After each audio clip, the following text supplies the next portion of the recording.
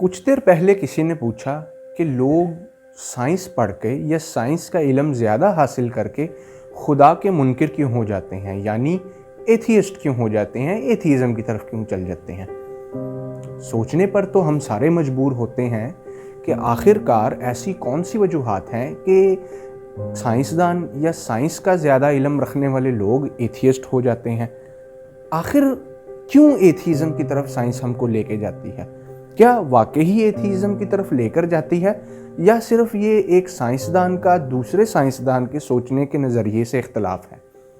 चलिए इसका एक क्रिटिकल एनालिसिस करने की कोशिश करते हैं और जिस आदमी ने मुझसे ये सवाल पूछा उसका एक तहकीकी जायज़ा लेने की कोशिश करते हैं। उससे पहले अगर आपने हमारे चैनल रेजोनेंस को सब्सक्राइब नहीं किया तो मैं अपने सारे व्यूअर से रिक्वेस्ट करूँगा कि हाई क्वालिटी कंटेंट हिंदी और उर्दू में जानने के लिए साइंस से मुतल्लिका आप हमारे चैनल को लाइक, सब्सक्राइब और कमेंट में अपनी राय का इजहार ज़रूर कीजिए। साइंस किसी भी चीज़ को ऐसे ही मान लेने का नाम नहीं है। साइंस का लफ्ज़ साइंटा से निकला है, जिसका मतलब है हक़ाइक़ को दलील की बुनियाद पर कबूल करना। जी हाँ, आपने सही समझा। साइंसदान किसी भी चीज़ को कबूल करने के लिए या किसी चीज़ का रद्द करने के लिए बड़े ही मजबूत दलाइल मांगते हैं। इसीलिए तो फिज़िक्स को और ख़ास तौर पर फिज़िकल साइंसेस को एक्सपेरिमेंटल साइंसेस भी कहा जाता है। यानी अगर किसी चीज़ का एक्सपेरिमेंटल एविडेंस आप दे सकते हैं तो उसी चीज़ को हम कबूल करते हैं। चलिए समझने की कोशिश करते हैं कि आखिर एक्सपेरिमेंटल एविडेंस की बुनियाद पर रिलीजन को डिनाई क्यों किया जाता है, या वो लोग जो मज़हब को डिनाई करते हैं वो क्यों करते हैं। वीडियो को इस सवाल को शुरू करने से पहले मैं अपने रेजोनेंस के मेंबर से रिक्वेस्ट करूंगा कि काइंडली इस वीडियो को देखने के बाद ये मत समझिएगा कि चैनल रेजोनेंस के व्यूज़ इस तरह के हैं या चैनल रेजोनेंस के व्यूज़ इससे डिनाई करते हैं। ये ज़रूरी नहीं कि चैनल रेजोनेंस इससे एग्री करे या इससे डिनाई करे। ये क्वेश्चन है जिसको क्रिटिकल एनालिसिस के ज़रिए समझने की कोशिश की जा सकती है। अब फिज़िक्स की बात की जाए, जो कि सारी साइंसेस की सुप्रीम किंग कहलाती है, वो एक्सपेरिमेंट डिमांड करती है किसी चीज़ की एग्जिस्टेंस के लिए। मिसाल के तौर पे अगर आप बात करें कि चीज़ें ऊपर से नीचे क्यों गिरती हैं, तो इसका एक्सपेरिमेंटल एविडेंस पेश किया गया ग्रेविटी की शक्ल में। यानी एक ऐसी कशिश का तसव्वुर पेश किया गया जो चीज़ों को अपनी तरफ खींचती थी। अब अगर ये सवाल पैदा होता है कि हम इस कशिश के मुखालिफ एक कशिश इस्तेमाल करेंगे जिससे जो चीज़ें नीचे आ रही हैं उसको ऊपर भेजा जा सकता है। अब जब ये नज़रिया पेश किया गया तो साइंसदानों ने इसे ऐसे ही नहीं मान लिया, बल्कि इसको तजर्बा के मैदान में जाकर देखने की कोशिश की।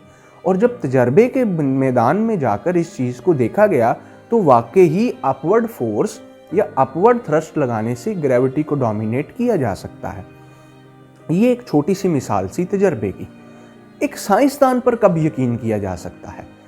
दोस्तों, मैं आपको यही कहूँगा कि अगर कोई साइंसदान भी बात करता है तो साइंस के मैदान में उस बात को तब तक तस्लीम नहीं किया जाएगा जब तक कि वो बहुत ही स्ट्रॉन्ग एक्सपेरिमेंटल एविडेंस की बुनियाद पर ना पेश की जाए, और दूसरा उसके मैथमेटिकल आर्गूमेंट्स इतने स्ट्रॉन्ग होने चाहिए कि उससे तैयार किया जाने वाला रियाजी हमें किसी नतीजे तक या किसी हतमी फैसले तक लेकर जाए। अब यही दलाइल एथियस्ट पेश करते हैं, क्योंकि गॉड का कोई एक्सपेरिमेंटल एविडेंस नहीं है और ना ही पेश किया जा सकता है। इस वजह से साइंस के मैदान में वो लोग जो एथियस्टिक सोच के मालिक हैं वो खुदा का इनकार करते हैं। ऑब्जेक्टिव रीजनिंग क्या है? क्रिटिकल थिंकिंग एक पॉइंट से दूसरे पॉइंट पर लेके जाती है और दलाइल और आर्गूमेंट्स की बुनियाद पे जो नतीजे खड़े किए जाते हैं वो किसी चीज़ के होने या ना होने की दलील होती है। दूसरी और सबसे अहम बात यहाँ पर यह है कि अगर हम किसी चीज़ का एक्सपेरिमेंटल एविडेंस नहीं पेश कर सकते, इसका मतलब हरगिज़ ये नहीं है कि वो चीज़ एग्जिस्ट नहीं करती। तो गॉड के बारे में भी ये तसव्वुर कायम किया जा सकता है कि अगर गॉड का एक्सपेरिमेंटल एविडेंस फ़िलहाल हम पेश नहीं कर सकते या साइंस के पास ऐसे टूल्स फ़िलहाल अवेलेबल नहीं है, इसका मतलब ये नहीं है कि खुदा वजूद नहीं रखता या कोई भी मज़हब वजूद नहीं रखता। अब जो प्रॉपर्टीज़ गॉड की हमें मज़हब की किताबों से मिलती हैं اگر ایتھیسٹ کے سامنے وہ پیش کی جائیں یا ایتھیزم کے سامنے وہ رکھی جائیں تو جو گاڈ کی پراپرٹیز مذہب کی کتابوں سے ملتی ہیں ان پراپرٹیز کو سائنس ڈینائی کرتی ہے، یا سائنس کے پاس ایسے ٹولز ہیں جو اس چیز کی نفی کرتے ہیں۔ مثال کے طور پہ گاڈز ہاتھوں میں بجلی پکڑ سکتے تھے۔ ماؤنٹ اولمپس کے زوس کی بات کی جائے تو ہاتھ میں بجلی پکڑ کے نیچے پھینک سکتا تھا۔ گاڈز جو ہیں وہ ہواؤں میں اڑ سکتے ہیں۔ ہم نے گریک میتھولوجی، نارس میتھولوجی میں ایسی چیزیں پڑھی ہیں۔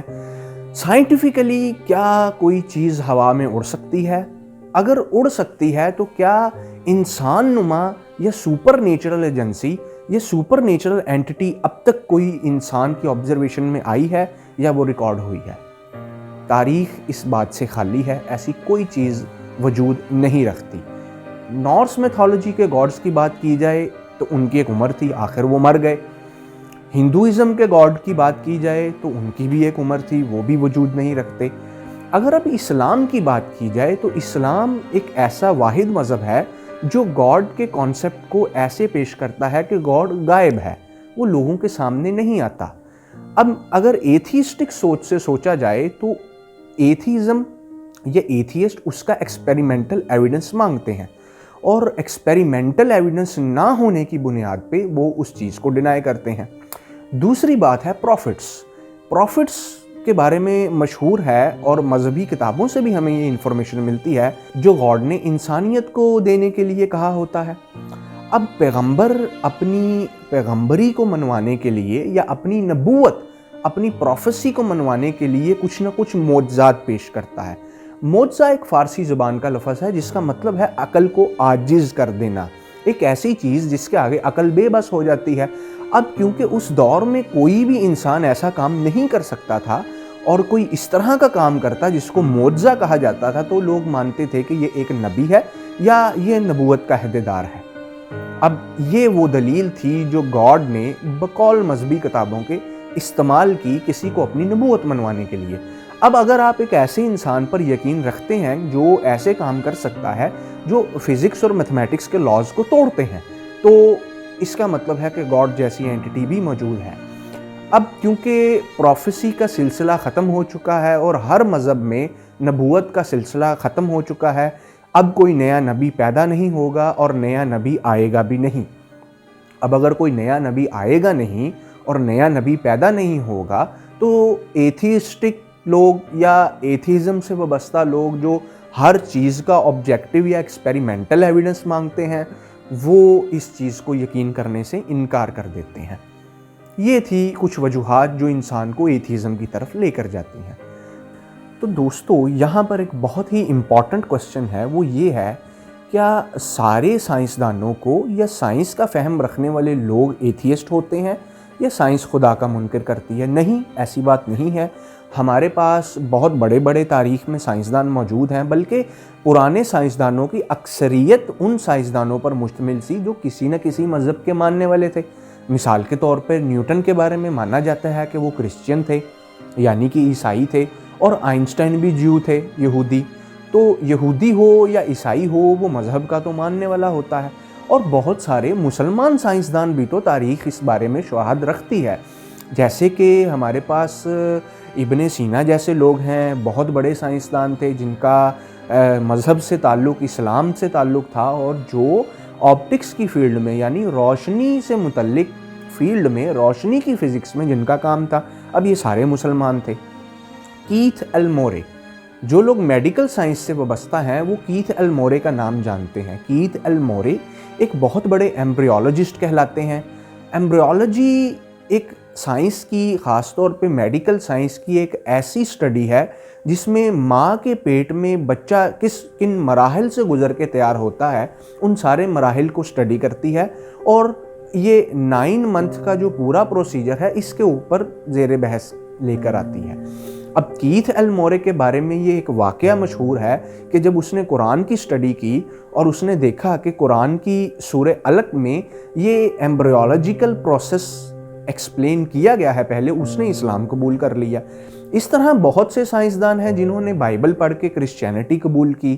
تو یہ ضروری نہیں کہ ہر انسان کو سائنس ایتھیزم کی طرف لے کے جائے. ہمارے پاس بہت سی ایسی مثالیں موجود ہیں جس کو سائنس نے استعمال کیا اور سائنسدان نے سائنس کے اس کانسیپٹس کو پڑھتے ہوئے اسلام کی طرف یا کسی اور مذہب کی طرف آ گئے. ڈاکٹر عبدالسلام کی بات کی جائے تو ان سے پوچھا گیا ایک انٹرویو میں کہ آپ نے theory of weaken electromagnetic interaction پیش کی، یعنی کائنات کی دو بنیادی ترین قوتیں الیکٹرو میگنیٹزم اور ویک نیوکلیئر فورس، ویک کمزور نیوکلیائی فورس کو یکجا کرنے کے طریقے کے اوپر کام کیا، جو کہ بعد میں standard model of particle physics میں استعمال ہوا. تو ان سے پوچھا گیا کہ آپ نے آخر کائنات کی بنیادی ترین قوتوں کو جوڑا کیسے اور اس کے پیچھے منطق کیا تھی؟ تو پروفیسر سلام، جو کہ اپنے آپ کو مسلمان کہتے تھے، انہوں نے کہا کہ میرے معاملے میں تو یہ بات کلیئر ہے، دیٹ از ون گاڈ، کہ خدا ایک ہے. اس لیے میرا ماننا ہے اور میرے ریاضی نے اس طرح کے نتائج پیش کیے ہیں کہ قوتیں بھی کسی نہ کسی ایک مرکز سے نکلتی ہیں. اگر آپ الیکٹرو میگنیٹزم سے ناواقف ہیں اور theory of weaken electromagnetic interaction سے ناواقف ہیں تو آپ چینل ریزوننس کی series who controls the universe کو دیکھ سکتے ہیں، جس میں کوانٹم فیلڈ کے نظریے سے ہم نے یہ ساری بحث لے کر آئے ہیں. ایک بہت ہی امپورٹنٹ اور ضروری بات یہاں میں سمجھتا ہوں کہ کرنی چاہیے، وہ یہ ہے کہ اگر آج سائنس کے دور میں کسی نبی کا یا کسی بھی پروفٹ کا، پیغمبر کا معجزہ ثابت ہو جاتا ہے تو کیا ایتھیسٹک لوگ اس پر ایمان لے آئیں گے؟ ان سب سوالوں کا جواب تو ایتھیسٹک اور ایتھیزم سے وابستہ لوگ بہتر جانتے ہیں. مجھ سے جو سوال کیا گیا تھا، میں نے صرف اس کا ایک کریٹیکل انالیسس کیا. میں اپنے چینل ریزوننس کے ممبر سے پھر ریکویسٹ کروں گا کہ یہ ضروری نہیں کہ ریزوننس اس پوری بحث سے ایگری کرتا ہو یا اس سے ڈس ایگری کرتا ہو. ہم وہ ہیں جو سوال پیش کیا جاتا ہے اس کا جواب اپنی سمجھ کے مطابق دیتے ہیں. امید ہے آپ کو ہماری آج کی ویڈیو پسند آئی ہوگی. اگر آپ کو ہماری ویڈیو پسند آئی تو ہمارے چینل پہ لائک، سبسکرائب اور کامنٹ ضرور کیجیے گا. تب تک کے لیے گڈ بائے.